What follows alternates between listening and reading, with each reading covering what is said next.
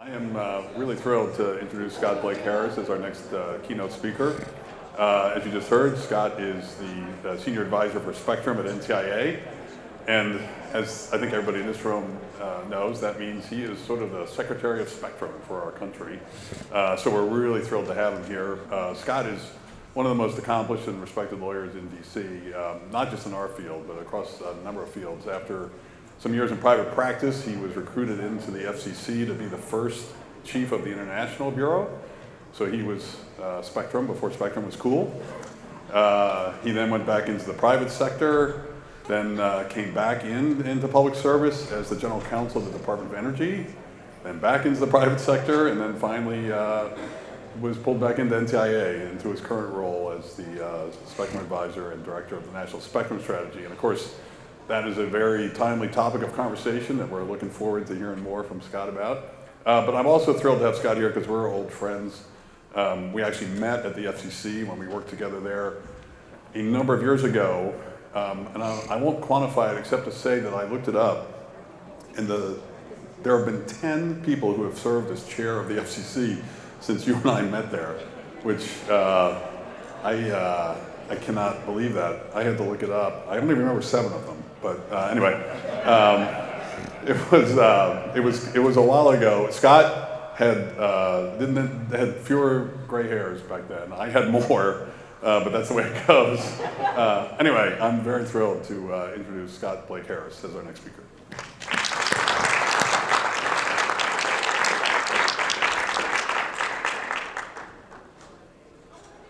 So he didn't tell you we were 12 when we met at the FCC. So it's an honor to be here with you all today, and thank you for those who cared enough about policy to be doing this all day long to 3 p.m. You know, I'm not sure I could do that, so God bless you all for being here. I also had the opportunity to speak here last year at a time when I'd been in NTIA for about a month. So with more than a little trepidation, I decided before I flew here to pull up what I wrote for last year and see whether, in retrospect, I had any idea what I was talking about. And I surprised myself. I actually did, if I say so myself. Last year, as I intend to do today, I spoke about the need for a national spectrum strategy. And I know it's more than a little weird to quote yourself, but with your forbearance, this one time I would like to do so. So last year, speaking of NTIA, I said, and I quote, "We are bound and determined to ensure there is sufficient spectrum for private sector advanced wireless networks and services, both for ongoing 5G rollouts and for future 6G development and deployment." And then, I don't know what I was thinking, I made a promise, which you should never, ever do in government. Quote, "We are going to develop a forward-looking spectrum strategy designed to find spectrum for new, licensed, unlicensed, private sector, government, and shared uses." So here we are a year later. And in the not too distant future, I think it will be time for us to be judged on whether we've met that promise. I want to start, though, today by underscoring how seriously NTIA takes its 3 statutorily mandated responsibilities on spectrum. The first is we are to establish policies concerning spectrum assignments and use by federal agencies. Second, we are to promote the best possible and most efficient use of electromagnetic resources across the federal government. And 3, we are supposed to act as the President's principal advisor on telecommunications, including spectrum policies. We read these responsibilities as requiring us to serve as an unbiased arbiter and advisor when there are conflicting demands for spectrum use among federal agencies, and critically, when private sector spectrum use may affect the use of spectrum resources by the federal government. I believe it is because of our obligation, our statutory obligation, to be an unbiased advisor that NTIA has been asked to lead in the development of a national spectrum strategy. And why, in so doing, we must coordinate closely with the executive branch agencies and critically with the FCC, which of course is responsible for all non-federal spectrum use. It also explains the approach we've taken in developing the national spectrum strategy. In any case, while it will not be final for a few months, we have in fact developed a strategy that I believe will meet the ambitious goal I so rashly set out a year ago. We formally kicked off the process of developing the strategy last March, when we issued a public request for comments on what we thought would be the fundamental pillars of such a strategy. And look, national strategies are not always developed this way, but particularly given our statutory obligations, we believed that when it came to spectrum use and spectrum access, the public would have both information and ideas that would be helpful in developing a strategy. So we went out to seek those ideas. Turns out, at least, we got that part right. We received more than 130 written responses, and they were lengthy, thoughtful responses at that. And indeed, many companies represented in this room actually provided comments. Embarrassingly, I'm not sure I've said this before, but thank you to everyone in the private sector that took the time and the effort to offer us guidance. I can assure you our team reviewed every single submission, and that people will eventually see that input is reflected directly in the national strategy. But we didn't just stop with soliciting written comments. We held public listening sessions both in DC and outside of DC. We held 2 government-to-government tribal consultations. We also invited and received supplemental comments. And we've been having dozens of one-on-one meetings with stakeholders, and we're actually continuing to do so now, even as the process draws to a conclusion. And as a side note, all of the comments and all of the meeting summaries are online, if you're interested in looking at them.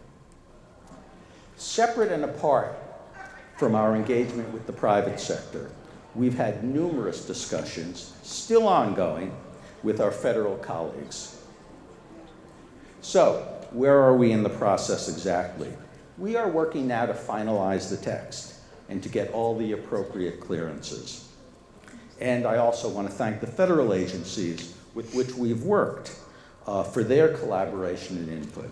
Because I want to be clear about this. This is not an NTIA spectrum strategy. This is a national spectrum strategy, which we are committed to releasing no later than year end. We hope and we expect that the strategy will provide the framework for solving spectrum management problems and answering a lot of the tough questions in the months and years ahead. It's critical that we get this done, and it is critical that we get this right. Truth is, now that I'm on a stage, I would love to tell you precisely what's in the strategy. I think it would be a little premature, but there are some things I can tell you. First, we've said all along we aim to identify at least 1,500 megahertz of spectrum to study in the near term for possible repurposing. I think we're going to exceed that goal, and I think we are going to exceed that goal substantially. And yes, we will be including lots and lots of mid-band spectrum. And no, I cannot tell you what the bands are yet. Second, we have concluded that there are some systemic weaknesses in our current spectrum management process. One is the lack of early and regular interaction on both a policy and technical level between the executive branch agencies and the private sector. We intend to address that concern. We want to put an end to reactive crisis management that has sometimes followed piecemeal and uncoordinated efforts to address specialist spectrum allocation and related issues. We also want to avoid waking up every 2 years and saying, oh my God, we need to start a new process for spectrum repurposing. repurposing. There should be an ongoing, regular, consistent dialogue about spectrum repurposing issues. Another weakness, I think, is a lack of sufficient reliance on quantifiable, evidence-based methodologies in making spectrum decisions. At the end of the day, not all, but much of spectrum policy is actually science. And we need to be both better at it and we need to rely on it more. We will address that as well. Third, past experience shows how effective new technology can be in allowing greater spectrum access. In this instance, we believe past is prologue.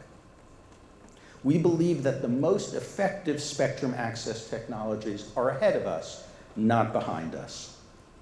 So we will focus on leveraging technology to achieve more effective spectrum management and more efficient spectrum use, and they're not the same thing. We, I think, are just in the beginning stages of utilizing dynamic spectrum technologies and tools to boost sharing and opportunistic access. The federal agencies need to get really good at this. We need to have a cross-government platform to allow this. We also recognize that others outside of the government, including in the private sector and academia, can contribute research and resources towards advancing spectrum technologies, spectrum sharing technologies, and we're going to look there as well. Fourth, we were, I think it is fair to say, surprised by how many comments, both in response to our public RFC and our tribal consultations, talked about workforce issues. The spectrum community, both in government and in the private sector, needs a vital and dynamic workforce that attracts and retains its share of America's best minds and most dedicated experts. Simply put, we need sustained and broad-based workforce development efforts. So, as I said, before year end, we will issue the National Spectrum Strategy. But in some ways, that's actually going to be the beginning of the process, not the end. The National Spectrum Strategy will be, as its name suggests, a strategic document. What do I mean by that? We're going to say, these are the problems. This is how we intend to solve those problems. For example, problem, we need to add to the spectrum pipeline. Response, these are the bands we intend to study in the near term to do so. But we will quickly follow the National Spectrum Strategy with an implementation plan. Side note, we're already drafting it because we're not idiots. Or maybe, never mind. For example, the strategy will identify bands for study. The implementation plan will lay out precisely how those bands will be studied and when they will be studied and by whom. The bottom line now, as it was a year ago, is that our nation needs more spectrum access. We need more spectrum access for licensed communication services. We need more spectrum access for the manufacturing sector. We need more spectrum access for the energy sector, for the transportation sector, for the aviation sector, for the space sector.